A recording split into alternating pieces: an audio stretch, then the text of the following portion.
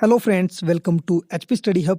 Today is 11th January. तो चलिए discuss करते हैं 11 जनवरी के करंट अफेयर और स्टैटिक जीके के टॉप 10 इंपॉर्टेंट क्वेश्चन जो आपके आने वाले किसी भी एग्जाम के लिए बहुत ही ज़्यादा इंपॉर्टेंट है।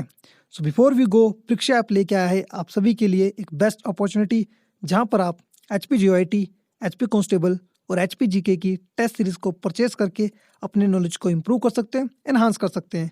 अगर आप 2021 में इन सभी एग्जाम के लिए एक सीरियसली वाला अटेम्प्ट देना चाहते हो तो आप इस टेस्ट सीरीज को जरूर परचेज करें और यहाँ पर आपको एक्चुअल प्राइस पे करने की कोई आवश्यकता नहीं है।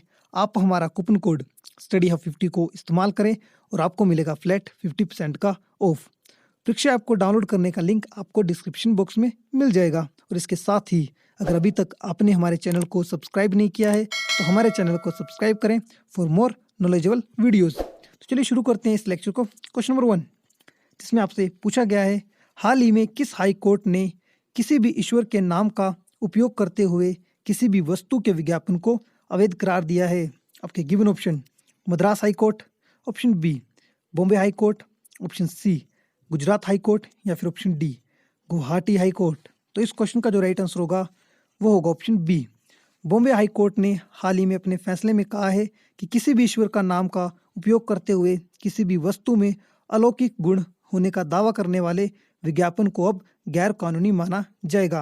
और ये जो फैसला है ये बॉम्बे हाई कोर्ट की औरंगाबाद पीठ ने किया है। फ्रेंड्स, जो बॉम्बे हाई कोर्ट है ये सेटअप किया गया था 1862 में, 1862 में जो था ये आपका सेटअप किया गया था। और इसके अंडर जिन स्टेट्स और यूटी की जुरिस्डिक्शन एरिया आता है वो है गोवा, महाराष्ट्र और दादरा और नगर हवेली एंड दमन दीव। इन सभी स्टेट्स और यूटी का जो है जुरिस्डिक्शन एरिया आता है अंडर बॉम्बे हाई कोर्ट। और जो बॉम्बे हाई कोर्ट है उसकी जो टोटल खंडपीठ है वो है 3। एक है आपकी नागपुर में, दूसरी आपकी पणजी में और तीसरी आपकी औरंगाबाद में। तो रिसेंटली ये जो फैसला सुनाया है ये सुनाया है औरंगाबाद पीठ ने, आप इसे भी याद रखें। नेक्स्ट क्वेश्चन की बात करें, क्वेश्चन नंबर 2, जिसमें आपसे पूछा गया है, किस केंद्रीय मंत्रालय ने longitudinal ageing study of India report launch की है? आपके given option a the ministry of earth sciences, option b ministry of health and family welfare, option c ministry of commerce and industry या फिर option d ministry of MSME. तो इस question का जो right answer होगा वो होगा option b. Ministry of health and family welfare ने हाल ही में लॉन्च की है longitudinal ageing study of India report. और इस रिपोर्ट को जो लॉन्च किया है वो किया है केंद्रीय स्वास्थ्य मंत्री डॉक्टर हर्षवर्धन सिंह ने। और फ्रेंड्स, इस रिपोर्ट के अंदर जो इंपॉर्टेंट फोकस किया गया है वो किया गया है देश के health, economic and social factor के ऊपर।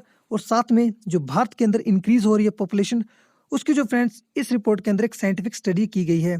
फ्रेंड्स, इस रिपोर्ट का यूज़ किया जाएगा जो भी देश के अंदर नेशनल लेवल पे और स्टेट लेवल पे विकासशील कार्यक्रम चले हुए हैं उनको जो है बुनियादी ढांचे के रूप में किस तरह विकसित किया जा सके। फ्रेंड्स, इसी के लिए इस रिपोर्ट का यूज़ किया जाएगा। और इस रिपोर्ट के अंदर फ्रेंड्स जिन लोगों के सैंपल लिए गए हैं अब दिए जो 45 साल से ऊपर इसमें फ्रेंड्स सैंपल लिए गए हैं लगभग 72,250 लोगों के और उनके स्पोज के। और उसके बात करूं जो लोग 60 और इससे ज़्यादा एज के हैं वो कवर किए गए इसके अंदर 31,464। और जिन लोगों की एज 75 और 75 से अबव है उन लोगों को जो कि आपके लगभग यहाँ पे डाटा में बात करूँ तो 6,749 लोग यहाँ पे इसके अंदर कवर किए गए हैं। और ये फ्रेंड्स ये जो डाटा है ये लिए गया from all the state and union territories of India excluding Sikkim. तो सिक्किम को छोड़ के बाकी सभी स्टेट और यूनियन टेरिटरीज का यहाँ पे डाटा लिया गया है। और फ्रेंड्स, इस रिपोर्ट के अनुसार जो सेंसस 2011 है उसमें फ्रेंड्स जो हमारे जिन लोगों की एज 60 प्लस है उनकी जो पॉपुलेशन है वो अकाउंट करती है हमारे ओवरऑल जो पॉपुलेशन है उसका 8.6%। और बात करूँ अगर फिगर में तो फ्रेंड्स उनकी संख्या लगभग 103 करोड़। और इस रिपोर्ट में ये दावा किया गया है कि ये जो पॉपुलेशन है वो एनुअली हर साल इंक्रीज हो रही है लगभग 3% के आसपास। और ये जो नंबर है इन फिगर में ये पहुंच जाएगा 2050 तक 319 मिलियन, यानी कि 2050 तक जो हमारे देश में 60 प्लस से एक के ज़्यादा जो लोग होंगे उनकी पॉपुलेशन होगी 319 मिलियन। तो फ्रेंड्स ये काफ़ी इंपॉर्टेंट रिपोर्ट है जो रिसेंटली लॉन्च की गई है बाय केंद्रीय स्वास्थ्य मंत्री डॉक्टर हर्षवर्धन सिंह द्वारा। नेक्स्ट क्वेश्चन, क्वेश्चन नंबर 3, जिसमें आपसे पूछा गया है, the well preserved remains of ice woolly rhino were found in which nation? आपके गिवन ऑप्शन है रशिया, अंटार्कटिका, ग्रीस या फिर आइसलैंड। तो इस क्वेश्चन का जो राइट आंसर होगा वो होगा ऑप्शन ए, रशिया के अंदर फ्रेंड्स हाल ही में रिमेन्स फाउंड किए गए हैं आइस एज वुली राइनो के। और फ्रेंड्स ये जिस एरिया में फाउंड किए गए हैं उस जगह का नाम है आपका साइबेरिया। अगर प्रेजेंट लोकेशन की बात करूं तो वो है फ्रेंड्स आपकी याकातुया। आप इस प्लेस का नाम याद रखें। यहाँ पे फ्रेंड्स आपके काराकस मिले हैं वुली राइनो के। काराकस की बात फ्रेंड्स करूं तो काराकस का मतलब होता है आपका लाश। ठीक है, आप इस शब्द का भी मीनिंग याद रख लें।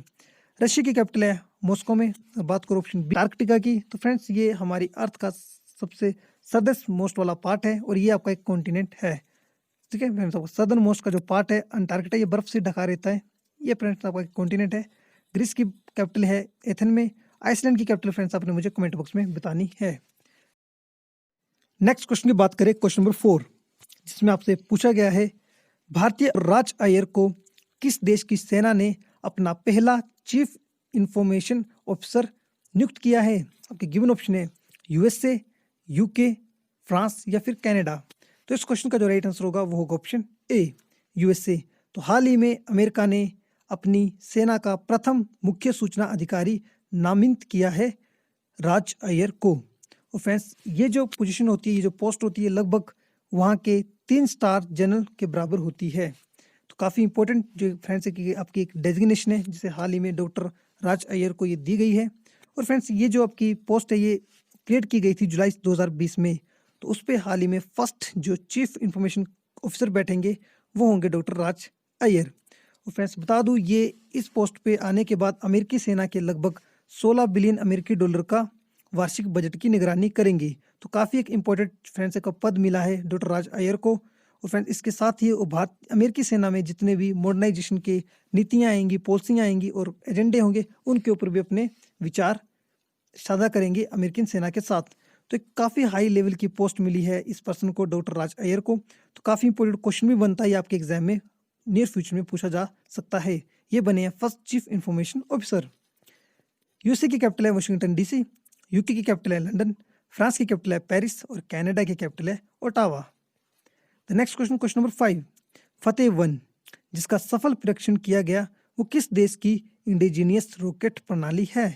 आपके given option China, Iran, Pakistan या फिर इंडिया। तो इसका जो राइट आंसर है वो है ऑप्शन सी पाकिस्तान। तो पाकिस्तान ने हाल ही में विकसित की है स्वदेशी guided multi launch rocket system Fateh 1 और इसकी जो मारने की क्षमता है वो है लगभग 140 किलोमीटर। तो काफ़ी इंपॉर्टेंट रखता है, आप इसे याद रखिए फतेह 1। पाकिस्तान की कैपिटल है इस्लामाबाद में, चाइना की बीजिंग, ईरान की है तेहरान और इंडिया की है New Delhi. The next question, question number 6, जिसमें आपसे पूछा गया है 9 जनवरी इज सेलिब्रेटेड एज। 9 जनवरी को मनाया जाता है। आपके option A national youth day, option B Tamil Nadu foundation day, option C Pravasi Bharatiya Divas या फिर option D international volunteer day. तो इसका जो राइट आंसर होगा वो होगा ऑप्शन सी प्रवासी भारतीय दिवस सेलिब्रेट किया जाता है हर साल 9 जनवरी को। और इसे आप एनआरआई डे भी कहते हैं, यानी कि नॉन रेजिडेंट इंडियन डे। ठीक है फ्रेंड्स, आप इसे भी याद रखें। और ये फ्रेंड्स आपका कमेमोरेट किया जाता है इसलिए क्योंकि इसी दिन 1915 को 9 जनवरी 1915 में महात्मा गांधी जो थे साउथ अफ्रीका से इंडिया आए थे। तो उसी मोमेंट को कोलैबोरेट करने के लिए, कमेमोरेट करने के लिए हर साल मनाया जाता है प्रवासी भारतीय दिवस 9 जनवरी को। क्वेश्चन की बात करें, क्वेश्चन नंबर 7 जिसमें आपसे पूछा गया है भारत रत्न के प्रथम मरणोपरांत प्राप्तकर्ता कौन थे। आपके given option B R Ambedkar, option B Lal Bahadur Shastri, option C K Kamaraj या फिर option D M G Ramachandran. तो इस क्वेश्चन का जो राइट आंसर होगा वो होगा ऑप्शन बी लाल बहादुर शास्त्री को मिला था फर्स्ट टाइम मरणोपरांत भारत रत्न और ये इनको मिला था 1966 में। आप इस साल को भी याद रखें। बात करूं ऑप्शन सी की, यानी के कामराज, कुमार स्वामी कामराज, इनको मिला था 1976 में भारत रत्न और इनको ही फ्रेंड्स ये भारत रत्न था वो मिला था मरणोपरांत। डॉक्टर बी आर अम्बेडकर की बात करें, इनको भारत रत्न दिया गया था 1990 में। आप इस तारीख को भी याद रखें। नेक्स्ट क्वेश्चन की बात करें, क्वेश्चन नंबर 8 जिसमें आपसे पूछा गया है bats can fly in the dark because. चमगादड़ अंधेरे में उड़ सकते हैं क्योंकि option A they have a better vision in the dark, option B the light starless in them, option C they produce high pitched sound and called ultrasonic waves, option D none of the above. तो इस question का जो right answer होगा वो होगा option C, क्योंकि जो आपकी चमगादड़ है फ्रेंड्स वो प्रोड्यूस करती हैं हाई पिच साउंड जो कि होती है आपकी अल्ट्रासोनिक वेव। ये जो होगा इस क्वेश्चन का राइट आंसर होगा। नेक्स्ट क्वेश्चन, क्वेश्चन नंबर 9, जिसमें आपसे पूछा गया है भारत में सबसे महत्वपूर्ण लघु उद्योग है। तो the most important small scale industry in India is the, आपके गिवन ऑप्शन है textile industry, option B paper industry, option C handloom industry, या फिर ऑप्शन डी जूट इंडस्ट्री। तो इस क्वेश्चन का जो राइट आंसर होगा क्वेश्चन नंबर 9 का, जो भारत के में सबसे महत्वपूर्ण लघु इकाई है या लघु उद्योग है वो है ऑप्शन सी हैंडलूम इंडस्ट्री। आप इसे याद रखें, काफ़ी इंपॉर्टेंट क्वेश्चन है फ्रेंड्स ये आपके लिए। नेक्स्ट क्वेश्चन, क्वेश्चन नंबर 10 और आज का ये लास्ट क्वेश्चन, जिसमें आपसे पूछा गया है हु कंपोज दी गायत्री मंत्रा।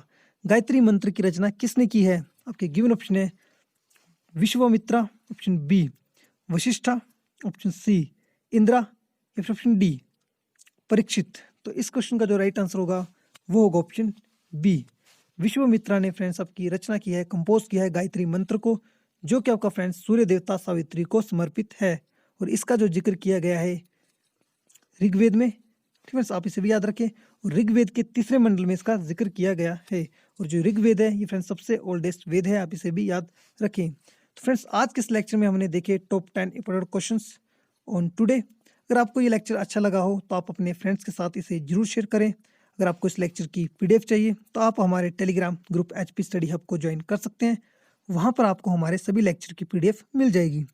और इसके साथ ही अगर अभी तक आपने हमारे चैनल को सब्सक्राइब नहीं किया है तो हमारे चैनल को सब्सक्राइब करें और बेल आइकन को प्रेस कर दबा करना ना भूलें।